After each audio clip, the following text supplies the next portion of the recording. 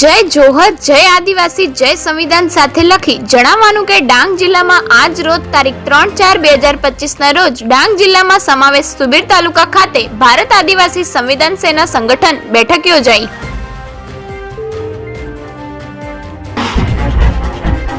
આવનારા દિવસોમાં ભારત આદિવાસી સંવિધાન સેના સંગઠનને કેવી રીતે મજબૂત બનાવી શકાય અને આવનારી ગ્રામ પંચાયતની ચૂંટણી કેવી રીતે આપણે જીતી શકાય અને આદિવાસી સમાજને કેવી જાગૃત કરી શકાય તેવા ઘણા બધા મુદ્દાઓ ચર્ચા કરવામાં આવ્યા।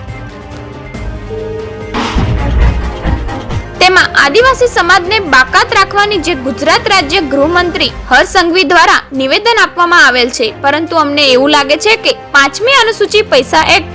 1996, 6ઠ્ઠી અનુસૂચિ એટ્રોસિટી એક્ટ જેવા કાયદા પણ સુરક્ષિત બચાવવા માટે આપણે આદિવાસી સમાજ માટે ભારતના બંધારણમાં જે પ્રાવધાન આપ્યો છે।